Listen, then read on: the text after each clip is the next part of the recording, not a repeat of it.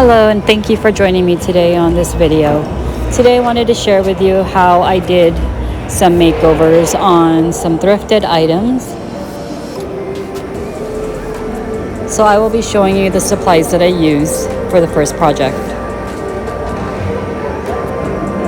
Apothecary paint by DIY, plaster paint by Waverly,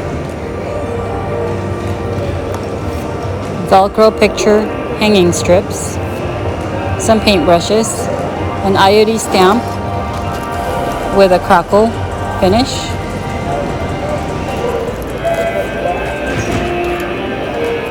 two of these Dollar Tree signs from Valentine's,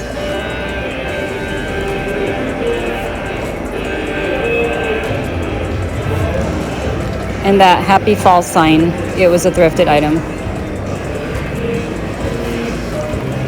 I started by painting over that sign with the Apothecary paint. This Apothecary paint by DIY has really good coverage, so it only took one coat to cover this piece. It did give good coverage, and I will be layering this board, so it doesn't really matter if you have full coverage or not, because it will have 2 additional layers.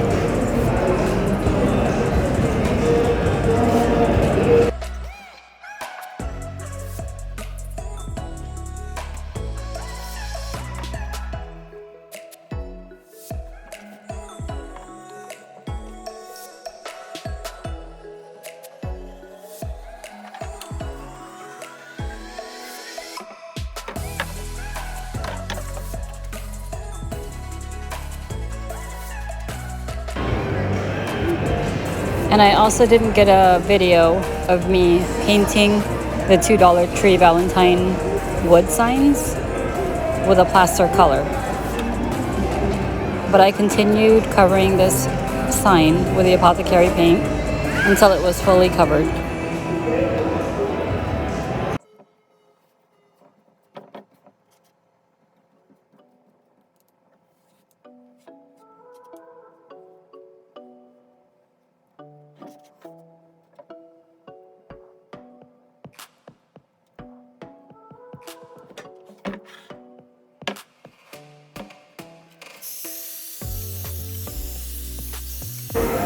As you see in this next clip, I'd already finished painting those 2 boards with a plaster color, and I sped up the drying process using my heat gun. I then took this IOD stamp with a crackle finish, and I used some of the antique Waverly wax and just spread it all over the stamp, randomly placing these crackle finishes to this board.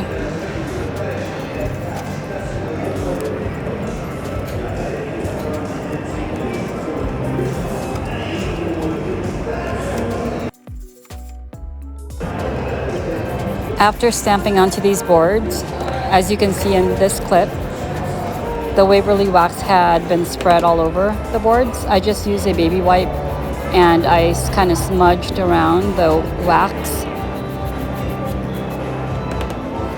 And then I did a dry coat or a dry brush of the plaster paint all over the Waverly wax to kind of soften up the darkness and to give it that distressed finish. And I continued this process until I was satisfied with the look and the appearance of the board. And I did this with both of the wood boards.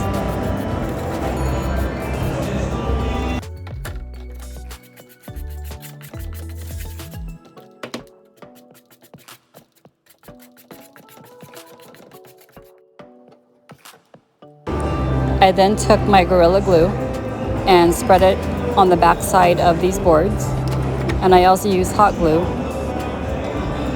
for a quicker hold while the Gorilla Glue sets into place. And the Gorilla Glue does need more drying time, which is why the hot glue is necessary in order for it to have an immediate hold. I then place these boards directly in the middle or the center of the big sign, and I just made sure both were lined up properly. And I used some books to create some pressure onto the boards so that they would dry securely onto the big wooden board.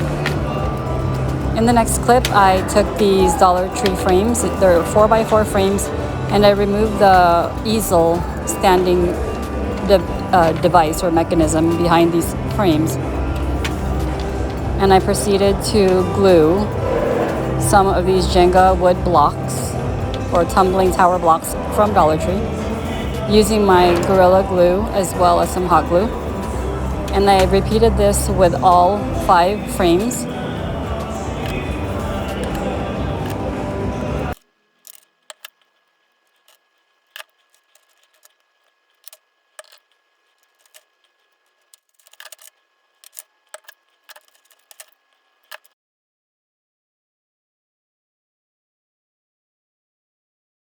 What I didn't get to record was me gluing or adhering those frames onto the large board. And here's the finished product. My next project is this home wood planter box sign. This home sign came from Dollar Tree, and I started by taping off kind of not directly in the center of the sign, but as you see in this clip, just kind of where I wanted it to be. And I used Waverly Antique Wax for the top portion of the sign. And I took these Dollar Tree napkins and took a section of what I wanted to use for the bottom half of this wood sign. I used some Mod Podge and spread them evenly over the sign. As you can see, I went a little crazy overboard with that Mod Podge. You don't really have to use as much as I did. I ended up having to wipe off or brush off a lot so it wouldn't have too many wrinkles on the napkins. I took the napkin and placed it in the area of the design that I wanted to use. And it wasn't long enough to go across the wood sign, so I had to cut off an extra piece.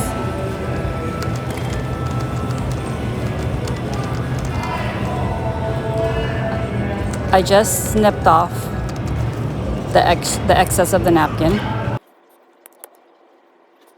I went outside, and as you see here, I used a lighter and I took it to the extra pieces of the tissue or the napkin, and it just burned off gradually. I then used a sanding block and I sort of gave it a good sanding of any extra pieces of the napkin that was still hanging off of the sign. I used Waverly Wax again to darken these pieces of boards, and these boards came from Dollar Tree. They're actually a wood wall hanging that came with a string, so I just used the wood pieces. I took 2 of the longer boards, and these 2 square ones were just random pieces that they sold at Dollar Tree. I started to assemble this box using Gorilla Wood glue along with some hot glue. And as you see here, I just created a base for the bottom portion of the box and added the 2 longer pieces of wood to the sides. I then took the smaller pieces of the square piece boards and did the same thing, used some wood Gorilla Glue and some hot glue.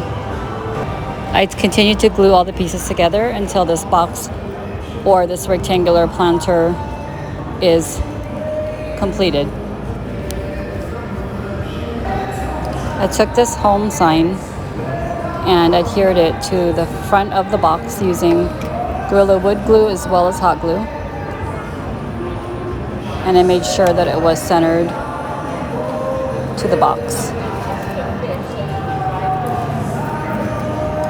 I filled it with some of the floral foam, and I took these galvanized metal. They're actually arrows that came from Dollar Tree, but I used them as a house.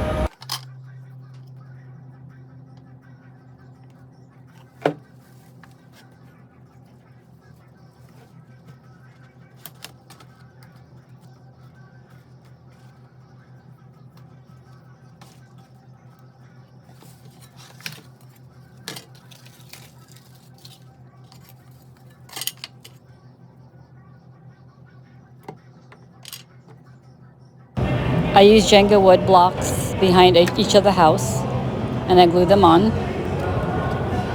so that would stick to the box much better, since the metal is a little oddly shaped and it wouldn't sit flat on the wood.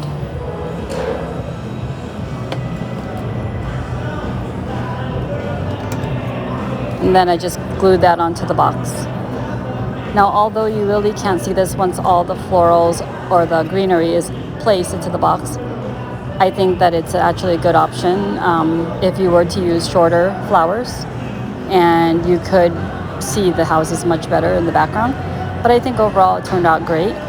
Here is the completed project number 2. Hope you guys love it as much as I do.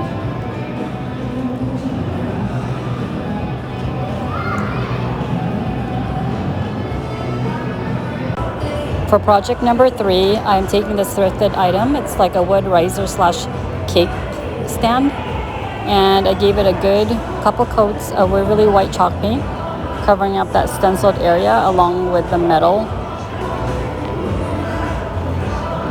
When that was completely dry, I took some of my half wood beads from Amazon and I glued them around the border of the wood top. When all the wood half beads were glued down, I used some of my Waverly antiquing wax and I gave it a good coverage over the wood beads, and I went ahead and took it to the top of the wood base as well.